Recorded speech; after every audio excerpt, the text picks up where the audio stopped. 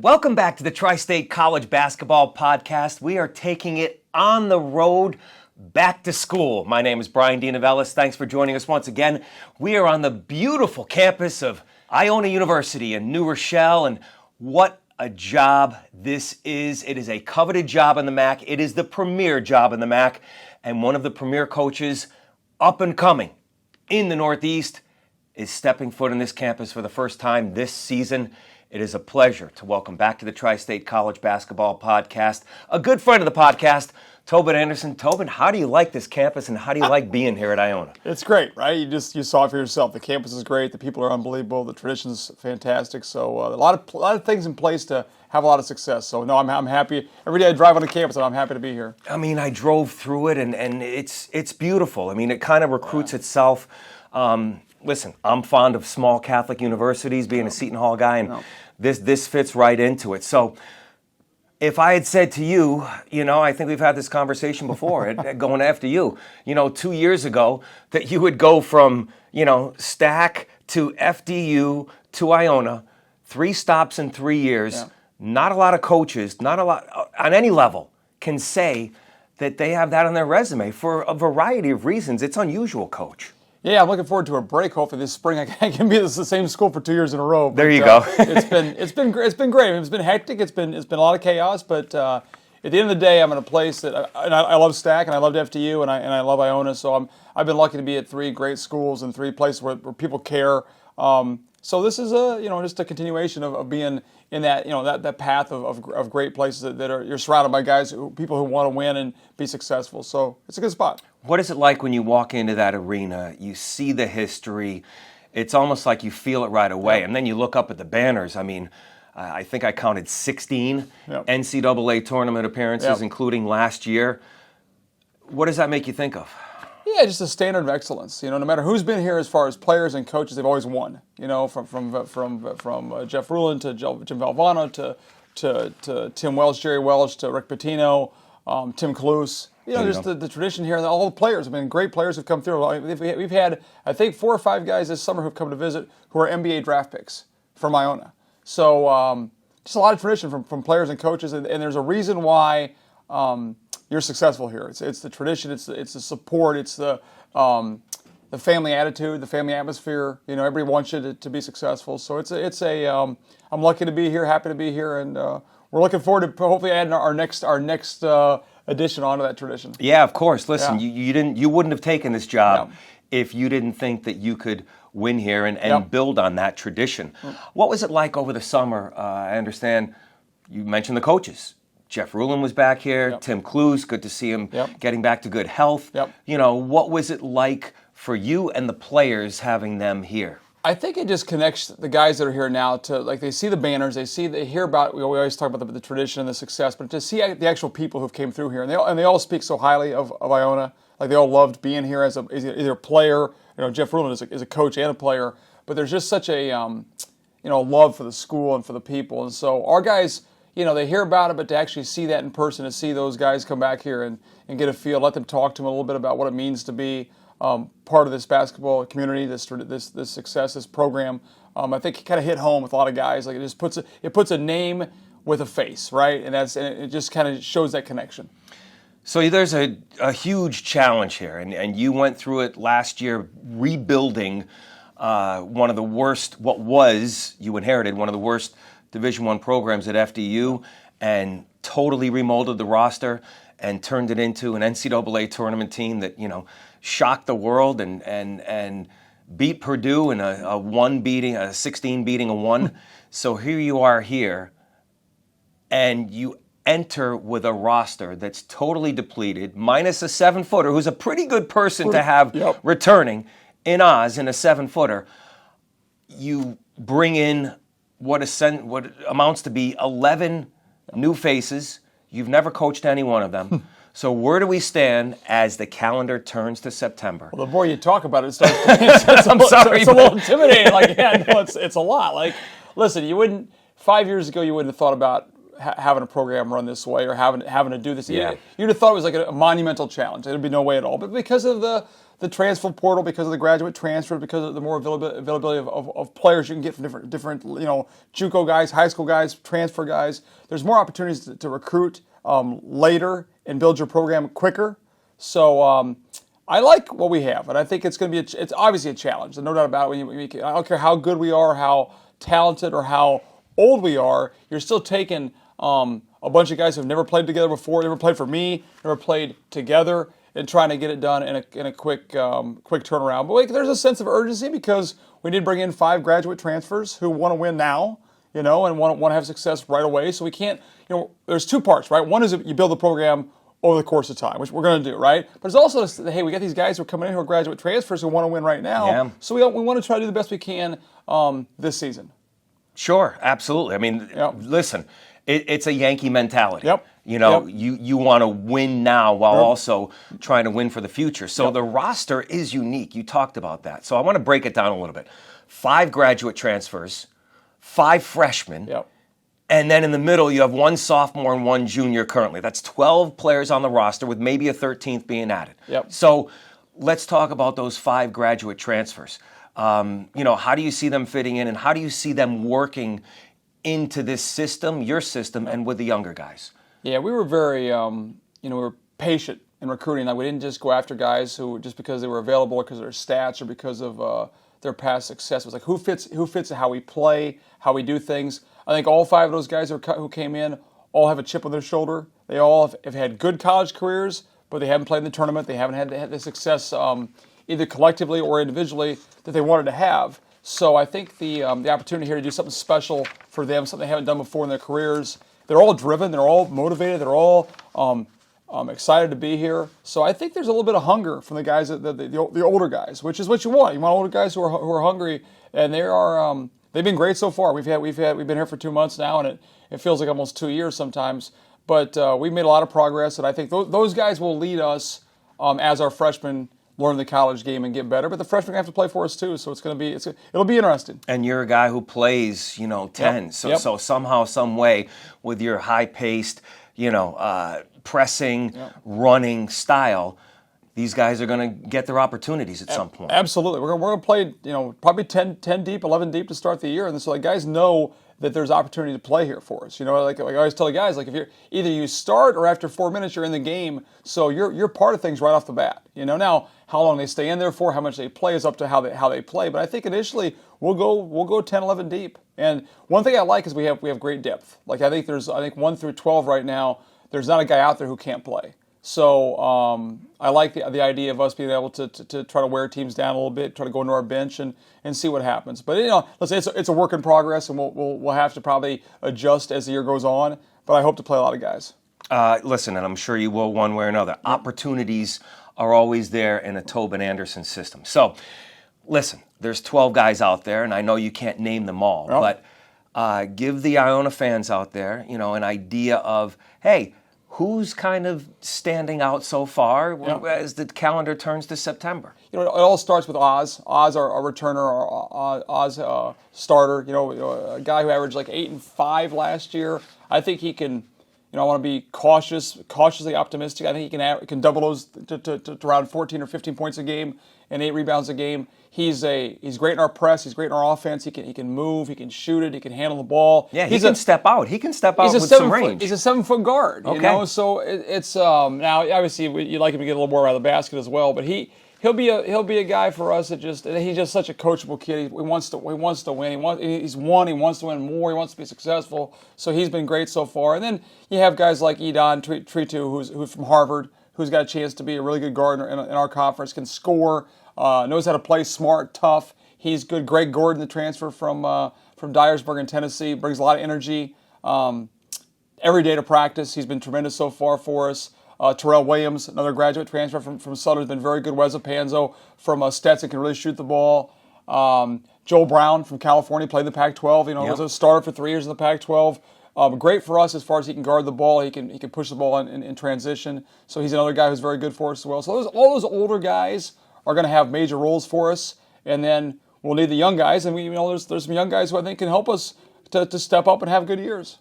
Well, listen, this was just one practice. Yep. And I understand that, and guys have good days and bad days. And it was a very split practice for the fans out there. You had 6 players in one practice, Yep. and then they sat out, and the next 6 players came in. So they weren't on the floor together. Yep.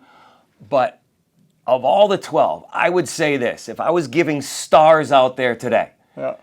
it's Greg and it's Gene, the freshman. I believe it's Aaron Gurin. Aaron Gurin, yeah. Aaron Gurin. This was the Gene and Greg practice. Yeah. Not to say that others didn't do well. No. But would you agree with me, Coach? Yeah. I think both those guys can be special for us. Greg comes in with a lot of credentials. Had a really good JUCO career. Highly recruited. Just brings energy. He just has a lot of juice, and he's around the ball all the time. And then Gene, yeah, Gene, you're right on the nose there, Brian. Gene was terrific today, and he's been good all summer long. He just got a mentality of he's a competitor. He's tough. Doesn't back down from anybody. And he's got a chance to be a really, really special guard for us this year and down the road. And completely different personalities, Coach. Yes. Oh, yeah. Greg, Yeah. I mean, Yeah. I don't think Greg stopped talking Talks all the time. practice, Yep. which is good because it fires up the guys, and it's Yep. all they're teammates. Yep. And Gene, I don't think he said one word, like a silent assassin out there. Absolutely. Yeah, Greg will talk to anybody. Greg will talk to a door for 15 minutes. Greg's got an unbelievable personality. Like, people are going to love him. He's just got a charismatic way about himself. And then, yeah, Gene, just all business, man. Gene comes in here and he goes to work and like, you know, he's from Venezuela. I had 2 Venezuelan kids at STAC who were very good players for us. So I started recruiting Gene probably 3 years ago. We knew who he was, and he was committed to FDU, and then we brought him with us to Iona, and I think he's got a chance to be really good. And yeah, he's all business, but he's got a little personality to him too, and he's got a little bit of confidence and swagger to him, and he'll be good for us. So is there something about the unit collectively, again, these are summer workouts, that has impressed you the most, or they've been better than expected? Yeah, it's a good question, right? So I mean, I think we collectively we shoot the ball better than I thought we would initially. Okay. You know, we got a couple guys who shoot the ball really well, but then over the whole group we shoot the ball pretty well. You know, which is good. We got great positional size. Like we don't have any like big 6'10" bruisers, but we got a lot of guys in the wings who are either big or play bigger, like Greg. Greg's like 6'4", but he plays like he's 6'8". No doubt. Like, we have guys who play bigger than they are. So I think our positional size, Weza Panzo is a wing who shoots the ball. He's 6'7", you know. Kid Sultan from the freshman from Philadelphia, from Great Britain originally. He's he's 6'7", 6'8". He plays big. He's a great rebounder. So we have a lot of guys who can like positionally. Our guards, like Edon's a big guard. Gene's a big guard. Joel Brown's a big guard. You know, I've had like a lot of small guards in my career, Yeah. so I got more size across the board. But no, I think they've been coachable. They've been working hard. Like, listen, it's all new for them too. It's a new school, new program, and we started classes yesterday or 2 days ago, and they're still trying to figure out, you know, where this classroom's at and where they're supposed to go, all that kind of stuff. And they asked me, I'm new too, so we're all new. So it's a one day at a time mentality. But I really like the group as a whole, as far as just being coachable, working hard, being together, and yeah, we got a chance to be pretty good. Well, listen, you got a kid from Cal Berkeley and a kid from Harvard. Smart, It's a pretty smart team you got there, no, Coach. All right? Our summer GPA was really good, so that was good. Most guys put it on Twitter all the time. Our summer GPA was like a 3.5 or 3.6. Was really good. So right. Well, listen, you were born and bred in academics at Wesleyan, so you know the importance in that. So one player we didn't talk about is the latest transfer, transferred in mid-August, Isaac Bryce, who, I will say this, another athletic, tall, lean wing who, I mean, he made one dribble drive. I think it was in a 3-on-3, and he threw it down. I mean, he really did. He's a unbelievable athlete. You know, obviously, I mean, he jumps out of the gym, he plays above the rim. He'll probably be the best athlete in the conference from day one. Now, he's a little bit raw basketball-wise. He just started playing 3 years ago. He'll have to figure some stuff out. But today was his first day with us. We didn't explain the drills to him. We didn't explain anything to him. He just started going, and you can tell he's got a knack for rebounding, for playing above the rim.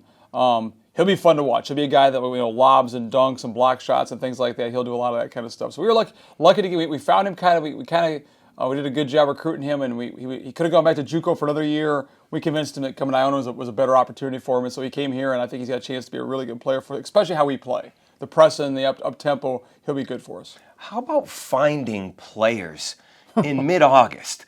I mean, we talked about it briefly in the beginning of the show, Coach, but this is unheard of. I mean, you got to have some personal life here, and here you are in the middle of August, and you're not the only one. Yeah. It's happening all over the place. I mean, do you think that the NCAA will have to do something about this in the future, or should do something about We've this? filled 20, so in the last 2 years at FDU, and here 20 of 26 possible scholarships we've filled the last 2 years, which is crazy. Yes. Almost in a full calendar year, we had to fill those spots. So no, recruiting has become now, which always has been. Recruiting, if you don't recruit every day, you're going to get passed by. But it's got more with the portal now. It's like you're recruiting nonstop. And you finish. I mean, I was doing Zoom calls and phone calls last year before we played Purdue, before we played Florida Atlantic in the NCAA tournament. Right. You got to get a start. Like, people are starting to transfer, and you got to get in with guys and things like that. So I think is that fair? No, it's not fair. I don't like how the timetable is terrible. It almost punishes you for going further in the tournament because you're behind. Right. Like, you got to focus on your team and the games and things like that. So it puts you a little bit behind. I'm hoping. I don't know what the answer is to it. The calendar's got to change a little bit. The portal's got to change a little bit. I think they got to shorten the window for the portal, less time to be in there. And at the end of the day, what we want to do at Iona is get kids here who are great kids, who are great people, great players, and because it is a high-level program, keep them here. They get a chance to go to the NCAAs here. We've been in the NCAAs 8 of the last 11 years, right? I mean, we're like one of 7 or 8 schools in the whole country. It's like Purdue, Michigan, North Carolina, Duke, and Iona's in that group. So come to Iona, go to the NCAA tournament, have a chance to win games in the NCAA tournament, have a great experience here. Like you said, great campus, great people. They love basketball, support basketball, and keep them here and do something special. Go do what Florida Atlantic did last year. Get a chance to go make a run, go to a Sweet 16, go to an Elite 8, go to a Final Four. That's the ultimate goal. Because if you're constantly recruiting 9 or 10 guys every year, it's hard to win consistently. You need some chemistry. No way. So we got to figure out a way to get the good players here and keep them here. And I think we will, because I think people are going to love, the kids are going to love being here. We sell the place out. It's a great place to play. You saw Arena today. It's a great mid-major gymnasium or arena. And we're going to pack that place and play a fun style. And guys will get better here. So our goal is to not always live in the portal all the time, but to try to get a lot of guys to stay. And the right guys, I think, will stay, hopefully. That's the goal. But, this recruiting, I would complain all summer long about, I had to get 12 guys. And I talked to somebody else, I had to get 11 guys. Or this school had to get 10 guys. I mean, it's not. That's kind of what it is now. And I don't like it. But the problem is the cat's out of the bag a little bit. I'm not sure we can get it back to how it used to be, or closer to that with the NIL, with the portal. It's just, there's, listen, you got to adjust. I mean, I've been a head coach now for 22nd year. You can't just complain or make excuses or try to. It may not change. We have to figure out how to live and thrive in this world now. Correct. Listen, when the COVID seniors, the graduate seniors, we have one more year of that. Things will settle down a little bit, and maybe within that next year or two, there could be some legislation. I certainly hope so. Just to restrict it a little bit. I get it. We gave too much. Now we got to find a way to take a little back. It'll never go back to what it used to be. I understand that. But there has to be, for everyone's sanity. Coaches, players, writers, everyone alike, right? We're all going crazy. Admissions, right? Yeah. So I spend too much time on Twitter. Who's leaving today? Who's in the portal today? I'd like to get off Twitter for a while and just be able to enjoy, life a little bit. Yeah, exactly. Well, you did enjoy going out to the Hall of Fame, right? That was awesome. Yeah. Tell me about that experience. That was great. Well, Jim Valvano, who I would have thought would have gotten the Hall of Fame a long time ago. I know. I was surprised by that. Got inducted. So he started his career. One of his biggest stops was before NC State, was at Iona. He was also the athletic director here too, so he was not only the coach, but he hired a lot of people here, and the stories they tell are incredible. So going out there and seeing his family and being around them, and all the Iona people came back to witness that was awesome. That was great to see, and it's just part of the great tradition here. Here's a guy like Jim Valvano who was here and did an unbelievable job, and he's part of that fabric of what made this place special. Right. It's so the lineage. Awesome. It can go. I don't care, mid-major, low major, high major. It can hang with anybody. It's a who's who, and it can hang with anybody. So, other news that came out recently, Coach, is the schedule. So let's take it in two chunks. The non-conference first. listen, you're starting out with a bang. Yeah. At Charleston, Colonial Athletic champions, tournament champions. They go to the NCAA tournament, top 25 team. And then your friend and my friend Anthony Latina, you host a very good Sacred Heart team here who's going to be likely preseason favorites in the NEC. You got St. Joe's at UBS Arena, so you're playing a nice non-conference schedule. I think you got Harvard in there as well. Harvard's in there, Colgate's in there. I mean, you're in a tournament in the Gulf Coast in Florida, so go ahead, talk about the non-conference schedule. You got College of Charleston probably picked to win the NCAA top 25 team last year, a home and home. So they're coming to our place next year. So what a great home and home. And I love Pat Kelsey. Outstanding. I love Pat Kelsey from the standpoint of, hey, here's a great mid-major. He's probably having a hard time finding games. We're having a hard time finding games. Let's just play each other. I love that. So home and home to start. Colgate's coming here. Colgate won the Patriot League last year. We'll be picked to win it again this year. Will be great. Sacred Heart picked to win the NEC probably. I hope they don't. I hope FDU can get them, but they'll be picked to win the NEC coming here.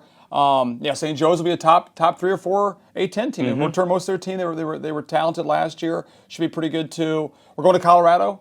And my thought process is like, when we get the NCAA tournament, I was going to say if, but it's got to be a win. When we get there, you're going to play teams like Colorado. You're going to play Power 5. We got to get used to playing some of those teams. We're going to Colorado to play, and then they should be a top 25 team. They got a great recruiting class. They should be good. So we're trying to play the best teams out there. At the end of the day, it comes down to the MAC schedule. It comes down to how we do in the conference and then the conference tournament. So what can make us the best team possible? And it's play good teams. Right? We got to go play College of Charleston and see what happens. Right? We got to go play. Hofstra comes here. Hofstra won 25 games last year. Hofstra's great. They're coming here. And honestly, you don't get a lot from playing teams that are not very good. I want to go play a great schedule. I want to go challenge ourselves. Like I said, I'm old enough now, and I've been going. I don't have to protect a record. I'm not trying to. I just got here, so we're trying to be great. So let's go play a great schedule. Let's go challenge ourselves. Let's get our fans excited. I mean, people want to see. When Hofstra comes here, that place will be sold out. It'll be an unbelievable crowd, great atmosphere. We'll go, College of Charleston will be in front of that place. Will be sold out, packed down there. Our guys want to play in great basketball environments, so we're trying to provide that for them, either here or on the road. The tournament in Fort Myers is great. It's three games in 3 days. Wright State's down there. Hofstra's, we could play Hofstra twice. You can play them twice in 2 weeks, which right. would be unbelievable. Right. But there's good Illinois State's down there. So we're going to play another bunch of good mid-majors. So I love our schedule. We did a great job putting it together. Same thing, we got the job. There was I think 2 games scheduled, so we had to get a whole new team, a whole new schedule. So we've done that all in the last 4 months. But we made a lot of progress, and I think it's a great schedule. We got a little bit of home, a little bit away. It'll be good for us. And is that part of the selling point too to the recruits? Because listen, like you said, you got guys who played in the Pac-12. Yep.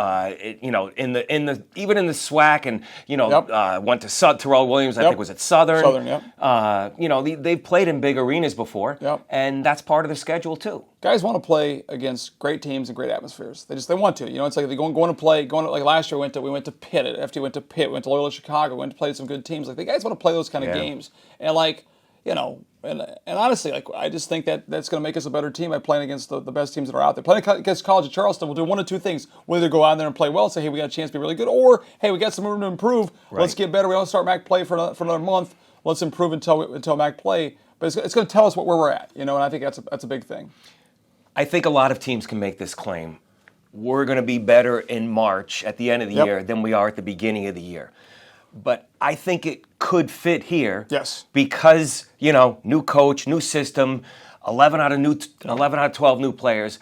I am going to bet that this team in March is not going to look anything like the team in November. Yeah, well, I hope we're good in November, too. I like to just promote my own sanity. Fair enough. But fair enough. We've always been, in our teams, if you go back to St. Thomas Aquinas, you go back to FDU last year, we got better as the year went along. And so we have a little bit of a formula, we don't kill them. We know we need to peak in March. That's part of, play good teams, challenge ourselves early. There's going to be some ups and downs, but we know it's coming, and it's just part of life. It's a long season. You play 35 games. You're not going to play well all the time, so we got to find a way to win some games early, get a little bit of confidence, and just keep on getting better. And you want to play well, you want to be healthy and playing well come the MAC tournament. That's the idea. And so being hopefully get a good seed, like to win the MAC conference to get a bye and get a good seed. But you got to be playing well by March, and we got to get a formula for that. We believe in it. We think we have it's a constant reminder to the guys, hey, let's get better every day. Let's improve every day as a team, as an individual. and hopefully by March we're playing our best basketball. That's the goal. So right in the middle of this non-conference, right? You're in all of November and into December non-conference, and boom, right in the middle of it, you're playing two MAC games. One against Marist. Now, I know teams are different. You're different as a coach, but that was the MAC championship last year against Marist. And then I believe you have Fairfield coming in here. So right in the middle of it all, you got two MAC games. Yeah, so it hits you pretty quick, obviously. And Marist will have, I think Marist has a good bunch of guys returning. A lot of guys that came back from last year's team that made a good run. They're probably hungry because of that run, and they'll want to come in and get a little revenge for what happened in the conference tournament. So that'll be a tough one. Going to Fairfield. Fairfield, Jay does a great job, great arena, the whole thing. So, yeah, and those are two big games because those are the two first ones that kind of get you off to a good start. Set one the home, tone. one home, one away. So, it's how you navigate that early. Like, hopefully you're playing well. Hopefully you're getting better. We'll come off a Florida trip with 3 games in 3 days, going to Colorado. So we got to come back here ready to go. So I think it helps to get a little bit of an edge to us too early on. That hey, those are games we can't throw away. You can lose a non-conference game and stuff, but throw away is the wrong term. But you can't take for granted. Hey, you can lose a non-conference game. Okay, but you get beat in the conference early. That's a little bit of a setback you don't want. Right. Because you play those 2 conference games. Boy, if you start out 2-0 and then focus on your non-conference, like you said, every game counts. It helps your positioning. But to have that in there and then come back to conference play 2-0 would be pretty sweet. Would be great. Yeah. And listen, you had to go from STAC where you were there for several years and learn a new conference. Now you're coming from the Northeast Conference. You're learning a new conference in the MAC. What do you know that you're getting into? Well, it helps that I'm a basketball junkie, or I'm crazy about basketball. I'm the kind of guy, I'll sit and I'll watch a game on my phone, a game on my computer, and a game on my TV at the same time. My wife thinks I'm out of my mind. So I watch a lot of MAC basketball. I've watched a ton of MAC basketball. The great thing about the MAC is our league is, Friday, Sunday league, a lot of times those Friday night games are by themselves, or a lot of people are watching those games, so it's great. And Sundays are the same thing too. I mean, there's a ton of times, we didn't play on Sundays, so I'd sit down and watch. I'd have 3 MAC games on at the same time, especially watching Iona, Siena, the schools I'm more familiar with. But so I know the league pretty well, but we don't return a lot of guys. The MAC in general is overall lost a ton of all conference players, lost a lot of minutes across the board. So it'll be a lot of new faces, new guys stepping up. So we'll learn more, I think, in the non-conference about the teams as they go along. But there's certain things that a John Dunn team at Marist is going to guard you. Jay Young's they're going to defend. They're going to guard you, right? Bashir at St. Peter's is going to play great defense. Ryder's going to play fast. Ryder's talented. They can score. Siena's obviously a great program. I was there for 2 years as an assistant. Carm's done a good job. They're going to do a little bit of everything. I mean, they can score. They can defend. They have usually pretty good size. So.